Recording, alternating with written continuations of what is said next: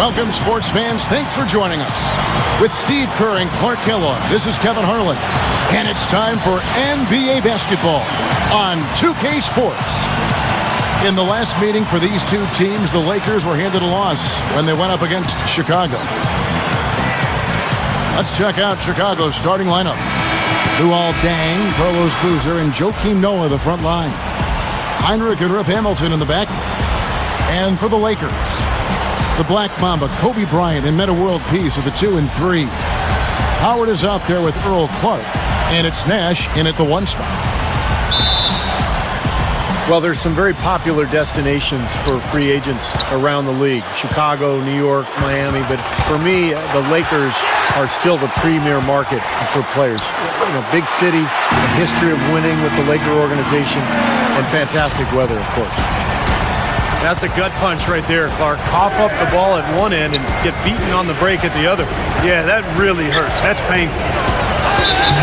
And it's going to be 2 free throws. Drew contact on the shot. And, Steve, to follow up on your point, the whole aspect of Hollywood has always been a big lure for the Lakers as far as recruiting Clark free agents. We've seen it over the years with all the big names they've gotten assigned in free agency. No doubt about it, the Lakers are still one of those destination teams for a lot of players in the league. Bryant goes back up. He takes it up and lays it in. Clark's got his first bucket in this one. Real persistence on his part. Stayed with the play and cashed in with the second chance points. Last outing for the Bulls, it was a loss to the Boston Celtics. Well, they heaved up a lot of ill-advised three-pointers in that loss. Guys, they were way too trigger-happy from downtown. Yeah, and that's not the area on the court where you want to be forcing shots from. Heck, you were a great three-point shooter, and you know that, Steve. Yeah, I mean, it comes and goes, but you can't just rely on that when things aren't going your way.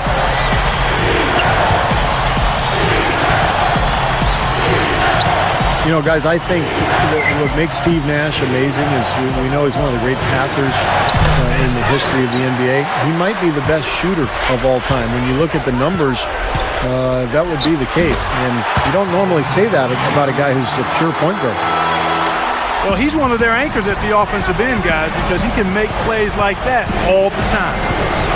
Here's Heinrich. Rejected by Kobe. Out of bounds, Bulls ball. Chicago keeps possession. Nate Robinson's checked in for Kirk Heinrich. We've got 1:28 left to play in the first quarter. Here's Boozer. And the rebound goes to Howard.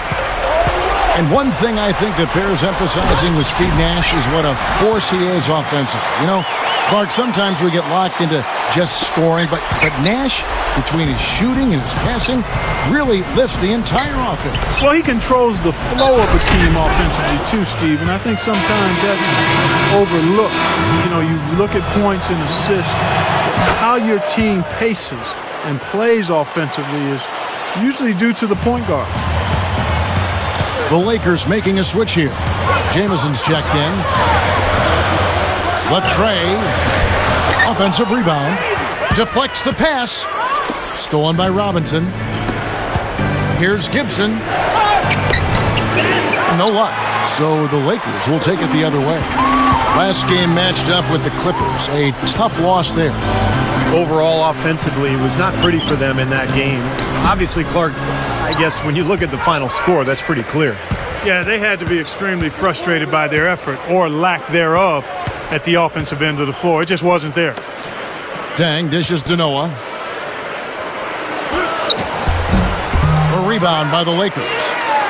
Howard's got 4 rebounds now tonight. Fires top of the key. Jump shot is good.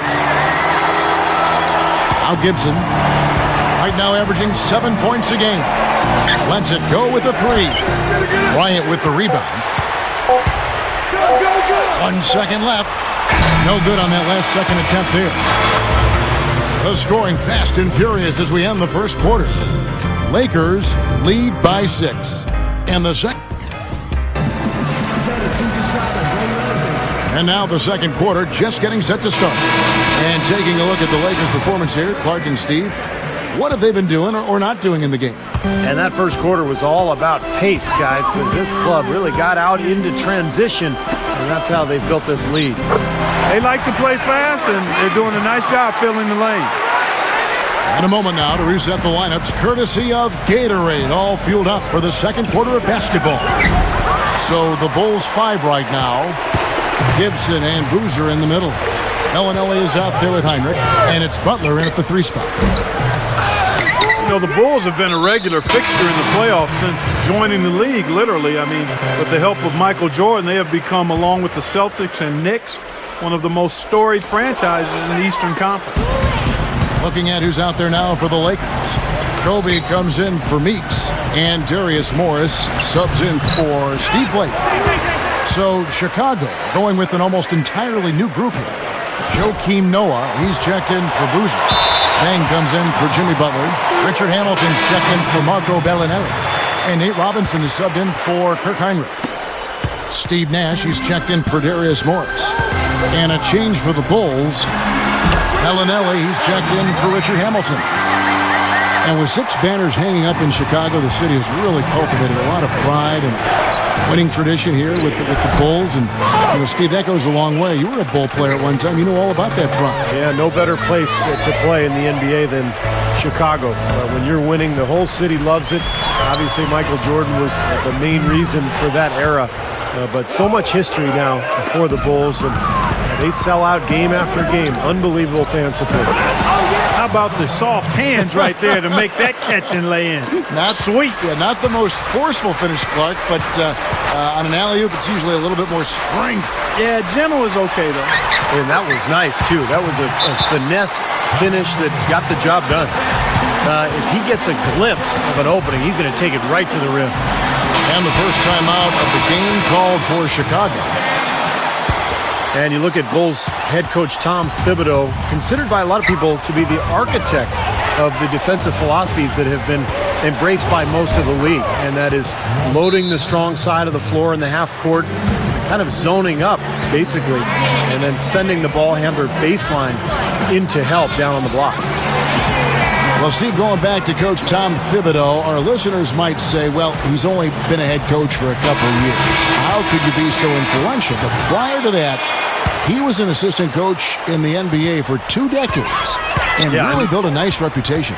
And whether it's in Houston or Boston, he's always played that key role in creating those stingy defensive schemes that he's known for. Obviously, he's taken those to Chicago now. The Bulls have been one of the best defensive clubs in the league the last couple of years. So Tom Thibodeau, no question, an excellent defensive coach. Kobe, he's covered by Boozer. And a foul called on the shot. Got him on the way up that time, so he'll shoot 2 right here. You know, I heard an interview with Kobe. They asked him when he knew he was special at basketball. And he said he scored 60 points in a game back when he was 6 years old. 60. And Steve, Kobe obsessive about the game at a young age. Even at 6 years of age, he was already focused on developing his left hand. You know, his dad played in the NBA for such a long time, guided him along, grew up basically in Italy where his dad was coaching pro basketball. Clark, he was exposed to so much, but obviously from a very early age, he was very focused. Well, Joe Jellybean Bryant, his dad, who played a long time in the NBA, 9+ years, and then another 7 in Europe or so. So he's been around the game and has grown up in what has been the family business for Kobe. There's a 4-second difference from the shot clock to the game clock. And not much resistance on that jam. Yeah, defensively, you're right, not a great sequence. Well, they lost track of him, and they paid the price. And Howard with the stuff. I'm not sure if any play is going to top that one. Maybe the only play that could beat it is another alley-oop jam. Yep. Even then, it'd be hard to execute it any better than that one. On the top of the key. That doesn't go either for Nash. And a missed opportunity right there. Definitely. I think he should have converted that one. No good trying to beat the buzzer. That'll do it for the first half. Well, we're getting back to the action now. It's been a one-team show so far. We'll see if that changes here in the third. Kobe having just a fantastic game. He's got 14 points, and he's gotten his hand on one shot for a block. Well, it was a terrific play he made on that block. And You know, those are the kinds of little plays, Clark, that generate extra possessions for your team. They can add up. And in the backcourt, Nash and Kobe. Earl Clark is out there with Howard. And it's world peace at the 3 slot. They're the group for Mike D'Antoni starting the second half. They get a hand on it. 2 on none. No one back to stop this. Yeah, when he gets on a roll, it's pretty much over. He can get into that zone where he's knocking down perimeter shots, using that speed and size and footwork to get anywhere he wants on the court. And when he gets to his spot, if he's knocking his shot down, forget it. You know, and some guys may get on a roll and then lose focus, but that's not the case with Kobe. I mean, he may miss a few. You might try to call a timeout, but his aggressive mindset is always such that he's going to keep coming at you. And that's how a guy like him can end up with 81 points in a game. And it's Metta world peace with the foul. And that'll be his 3rd foul so far. Taj Gibson's checked in for Chicago. Bellinelli comes in for Richard Hamilton. And out of bounds as the Lakers gain possession. When I think about Joakim Noah, first word that comes to my mind is passion. The guy plays with so much energy and emotion. And that's really his best quality. He's got those long arms. He's a great rebounder. But it's how hard he plays that makes him so valuable. Carlos Boozer's checked in for Taj Gibson. This is a very steady performance offensively for him. Here's Noah. No good. They had a chance to end the run there. Lakers leading by 22. You talk about that passion for Noah, a guy with a real joy for life. He doesn't take himself too seriously. And there's a humility that actually took root, I think, after his first year in the league, Kevin. He says outright, I'm not the most talented guy, so I just have to outwork people. So when guys understand who they are and what makes them special and effective, then that goes a long way towards them being productive. The dish to Howard. Blocked. The dive for the ball.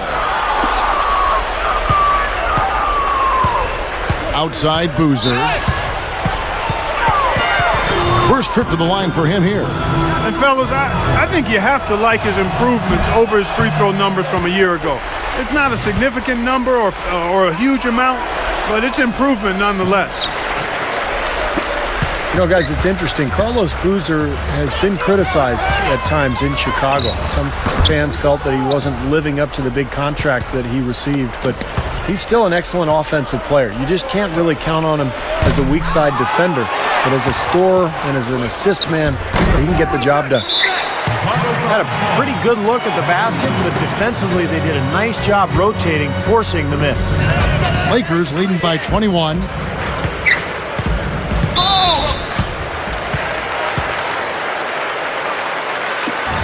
Going back to the high expectations for Boozer, I think the Bulls missing out on LeBron and missing out on D-Wade, might have been factoring into that. Kevin, it's easy to forget that Boozer was a second-round pick back in 2002 now. He's a 2-time All-Star. He's taken his share of arrows over the years, unfairly in my mind. But when you look at it in context, he's had an outstanding career. Guys, every year they take a survey of NBA GMs, and one of the questions last year was, who's the toughest player in the league? Kobe Bryant got the most votes, and it wasn't even close. Noah's shot is off. And world peace kicks to Kobe. Stolen away. Nice job to interrupt the alley-oop attempt there. Here's the break. It's off his leg. And they're saying he kicked the ball.